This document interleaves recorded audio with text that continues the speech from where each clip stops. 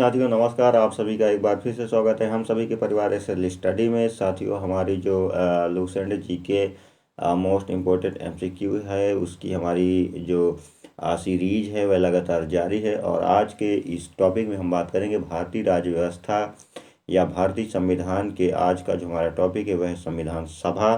और आज हम बात करेंगे इस टॉपिक में संविधान सभा से महत्वपूर्ण इम्पोर्टेंट एमसीक्यू। ठीक है, तो वीडियो के अंत तक बने रहिए। वीडियो पसंद आए तो वीडियो को लाइक कीजिए, शेयर कीजिए। चैनल को सब्सक्राइब नहीं किया है तो हमारे चैनल को सब्सक्राइब कीजिए। ठीक है, चलिए शुरू करते हैं। आज का जो हमारा टॉपिक है अध्याय 2 संविधान सभा। ठीक है, तो बात करें 1922 ईस्वी में निम्नलिखित में से किन के बीच यह उद्गार व्यक्त किया गया था कि राष्ट्रीय जो भारतीय संविधान भारतीयों की इच्छा के अनुसार होगा। तो यह किया था महात्मा गांधी ने। यानी महात्मा गांधी ने 1922 में यह कहा कि जो भारतीय संविधान बनेगा वह भारतीयों के अनुसार ही बनेगा। ठीक है, 1924 में किसके द्वारा ब्रिटिश सरकार से यह मांग की गई थी कि भारतीय संविधान के निर्माण के लिए संविधान सभा का गठन किया जाएगा। तो यह किया था एम.एन. रॉय ने। एम.एन. रॉय ने जो है तो 1924 में ब्रिटिश सरकार के पास यह मांग रखी थी कि भारतीय संविधान का निर्माण जो होगा वह संविधान सभा के गठन द्वारा किया जाएगा। ठीक है, संविधान सभा के विचार का औपचारिक रूप प्रतिपादन किसने किया था? तो वह किया था महात्मा गांधी ने। महात्मा गांधी ने ही संविधान के औपचारिक रूप का प्रतिपादन किया था। संविधान सभा को किसने मूर्त रूप प्रदान किया था? तो जो पंडित जवाहरलाल नेहरू थे उन्होंने संविधान सभा को मूर्त रूप प्रदान किया था। कांग्रेस ने किस वर्ष किसी प्रकार के बाहरी हस्तक्षेप के बिना भारतीय जनता के द्वारा संविधान के निर्माण की मांग को लेकर प्रस्ताव पारित किया गया था? तो यह किया गया था 1928 में। 1928 में जो है तो कांग्रेस के द्वारा किसी भारतीय व्यक्ति या किसी भी भारतीय संस्था के हस्तक्षेप के बिना भारत के संविधान का निर्माण की जो एक निर्माण की मांग का प्रस्ताव पारित किया था 1928 में किया था। ठीक है, चलिए आगे देखते हैं कि 1938 में किस व्यक्ति ने वयस्क मताधिकार के आधार पर संविधान सभा के गठन की मांग की थी? तो सुभाष चंद्र बोस ने। सुभाष चंद्र बोस ने जो है तो 1938 में संविधान सभा के गठन की मांग की थी। किसके आधार पर? वयस्क मताधिकार के आधार पर। ठीक है, वर्ष 1942 में किस योजना के तहत यह स्वीकार किया गया कि भारत में एक निर्वाचित संविधान सभा का गठन होगा जो युद्ध के उपरांत संविधान का निर्माण करेगी? वह थी माउंटबेटन योजना। ठीक है, संविधान सभा के गठन की मांग सबसे पहले 1895 में किसके द्वारा की गई थी? तो बाल गंगाधर तिलक के द्वारा जो है तो 1895 में की गई थी। ठीक है, चलिए आगे देखते हैं कि भारत की संविधान सभा गठित करने का आधार क्या था? तो भारतीय स्वतंत्रता अधिनियम 1947 जो मुख्य आधार था भारतीय संविधान के गठन की। भारत की संविधान सभा किसके अनुसार गठित की गई थी? तो माउंटबेटन योजना के अनुसार गठित की गई थी। 1936 में भारतीय राष्ट्रीय कांग्रेस द्वारा संविधान सभा के गठन की मांग कहाँ पर अधिवेशन रखी गई थी? तो यह रखी गई थी फैजपुर में। फैजपुर में जो है तो भारतीय संविधान के मांग की सभा का गठन किया गया था। ठीक है, कैबिनेट मिशन योजना के अनुसार संविधान सभा में कुल कितने सदस्य थे? तो होने थे 505 कुल सदस्य होने थे संविधान सभा में। Cabinet mission. ठीक है, प्रस्तावित मूल संविधान में कुल सदस्यों का विभाजन किस प्रकार होना निश्चित हुआ था? तो देशी रियासतों के 93 प्रतिनिधि।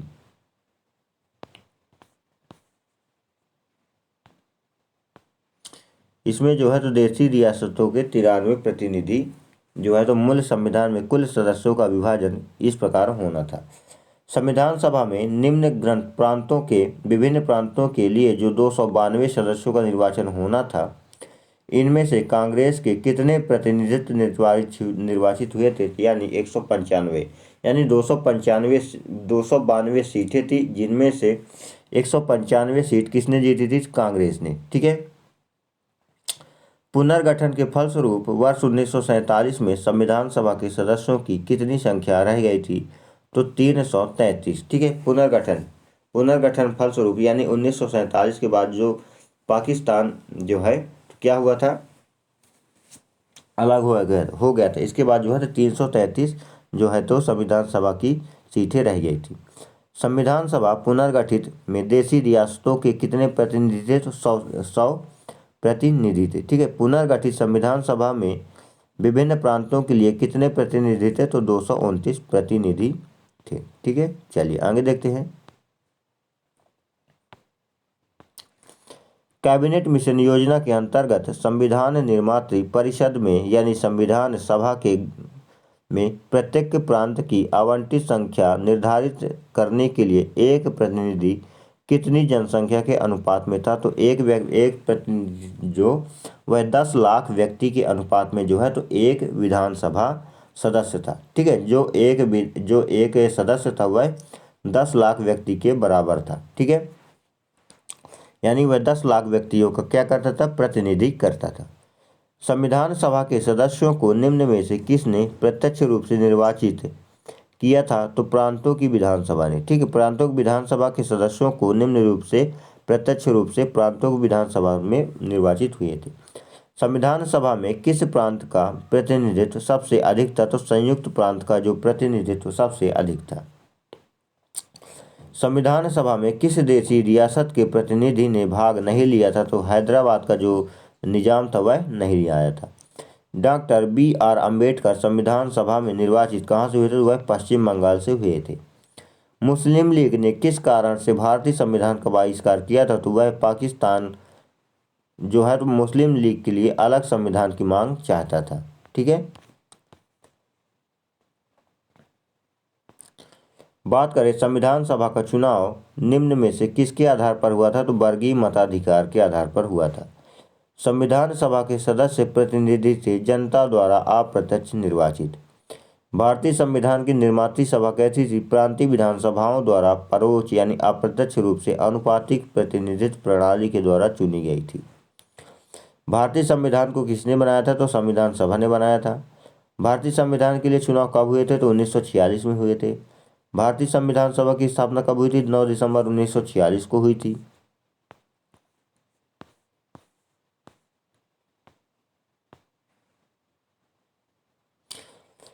संविधान सभा का पहला अधिवेशन कहाँ हुआ था? दिल्ली में। संविधान सभा के उद्घाटन अधिवेशन की अध्यक्षता की थी सच्चिदानंद सिन्हा जो अस्थायी अध्यक्ष थे। संविधान सभा का पहला सत्र हुआ था 9 दिसंबर 1946 को। संविधान सभा के अस्थायी अध्यक्ष थे सच्चिदानंद सिन्हा थे।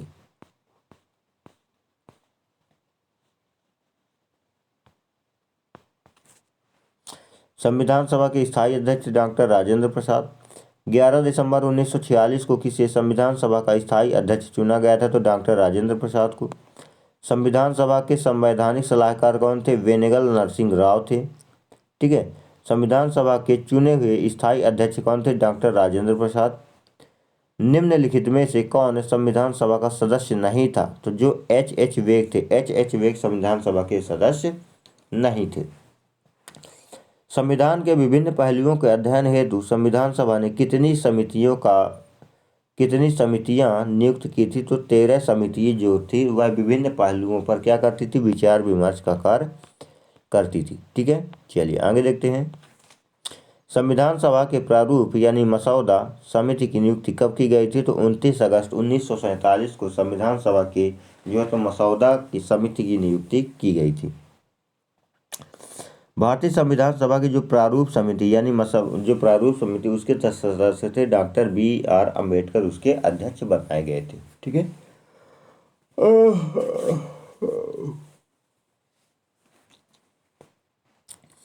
संविधान सभा के प्रारूप समिति के सदस्यों की कितनी संख्याएं थी? इसमें 7 संख्याएं थी। ठीक है, अध्यक्ष कौन थे? डॉक्टर भीमराव अम्बेडकर। निम्नलिखित में से कौन भारतीय संविधान की प्रारूपण समिति के सदस्य नहीं थे? वह डॉक्टर राजेंद्र प्रसाद नहीं थे। निम्नलिखित में से कौन प्रारूप समिति का सदस्य नहीं था? तो पंडित जवाहरलाल नेहरू नहीं थे। संविधान की प्रारूप समिति के सामने प्रस्तावना का एक प्रस्ताव किसने रखा था? तो पंडित जवाहरलाल नेहरू ने रखा था। संविधान सभा में सभी निर्णय किस आधार पर लिए जाते? तो सहमति और समायोजना के आधार पर लिए जाते थे। संविधान सभा के उद्देश्य प्रस्ताव किसने प्रस्तुत किया था? तो जवाहरलाल नेहरू ने उद्देश्य प्रस्ताव प्रस्तुत किया था। भारतीय संविधान सभा की जो संघीय शक्ति समिति के अध्यक्ष कौन थे? पंडित जवाहरलाल नेहरू। जो भारतीय संविधान की जो संघीय शक्ति समिति थे उसके अध्यक्ष कौन थे? पंडित जवाहरलाल नेहरू। प्रारूप समिति के अध्यक्ष थे डॉक्टर भीमराव अंबेडकर। स्थायी अध्यक्ष थे डॉक्टर राजेंद्र प्रसाद। अस्थायी अध्यक्ष थे सच्चिदानंद सिन्हा। ठीक है। भारतीय संविधान को अपनाया गया था संविधान सभा द्वारा। भारत को एक संविधान देने का प्रस्ताव संविधान सभा द्वारा कब पारित किया गया था? तो 22 जनवरी 1947 को पारित किया गया था। संविधान निर्मात्री सभा में झंडा समिति के अध्यक्ष कौन थे? जेबी कृपलानी थे। यानी जब भारतीय संविधान के लिए एक अलग भारत देश के लिए झंडा बनाया जाना था तो उसके अध्यक्ष कौन थे? जेबी कृपलानी थे। ठीक है। राष्ट्रीय झंडे की जो अभिकल्पना भारत की संविधान सभा ने कब ग्रहण किए थे? तो जुलाई 1947 में जो है तो भारत के लिए एक अलग झंडा की कल्पना किए थे। ठीक है। भारतीय संविधान सभा ने भारतीय राष्ट्रीय ध्वज की रूपरेखा को अंगीकार कब किया गया था? इसको किया गया था 22 जुलाई 1947 को जो है तो राष्ट्रीय ध्वज की रूपरेखा को अंगीकार किया गया था। संविधान सभा ने संविधान को अंतिम रूप किस दिन पारित किया था? तो 26 नवंबर 1949 को अंतिम रूप प्रदान किया गया था। संविधान सभा अंतिम रूप से किस दिन आखिरी बार हुई थी? 24 जनवरी 1950 को संविधान सभा का अंतिम बार क्या हुआ था? बैठक हुई थी। संविधान सभा के कितने उपस्थित सदस्यों ने संविधान पर हस्ताक्षर किए थे? तो उसमें टोटल 284 सदस्य उपस्थित थे। संविधान सभा द्वारा अंतिम रूप से पारित संविधान में कुल कितने अनुच्छेद और अनुसूचियां थी? तो इसमें जो है तो 395 अनुच्छेद और 8 अनुसूचियां थी। संपूर्ण भारतीय संविधान के निर्माण में संविधान सभा को कितना समय लगा था? तो 2 वर्ष 11 माह और 18 दिन का समय लगा था। किस दिन से संविधान सभा का अंतरकालीन संसद के रूप में आविर्भाव हुआ था? तो 26 जनवरी 1950 को। जिस संविधान सभा द्वारा भारत के संविधान का नियमन किया गया उसके सदस्य कौन थे? विभिन्न प्रांतों की विधानसभाओं द्वारा नामित सदस्य थे। भारत के लिए संविधान सभा की रचना हेतु संविधान सभा का विचार निम्नलिखित में से किस पार्टी ने सर्वप्रथम दिया था? तो स्वराज पार्टी ने 1924 में दिया था कि भारत के लिए अलग संविधान बने। निम्नलिखित कथनों में कौन एक सही है? देखिए 1946 में भारतीय सभाओं द्वारा भारत की संविधान सभा चुनी गई। ठीक है। यह एक सत्य है।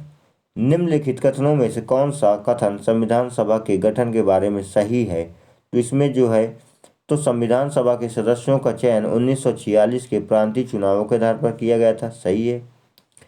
सामूहिक सहभागिता का भाव उत्पन्न करने के लिए जनता से सुझाव मांगे गए थे। ये भी सही है।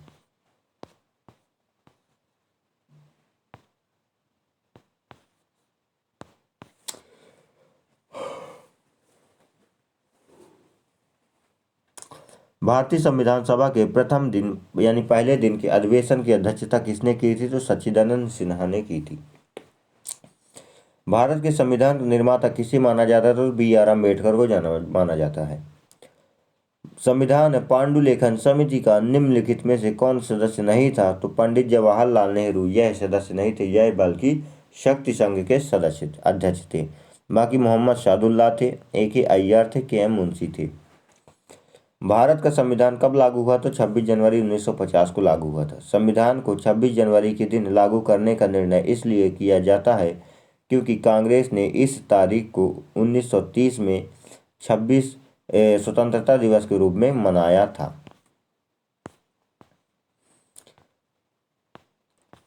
भारतीय संविधान सभा में महिला सदस्यों की कुल कितनी संख्या थी? इसमें टोटल 15 सदस्य थे। कौन सी? महिलाएं।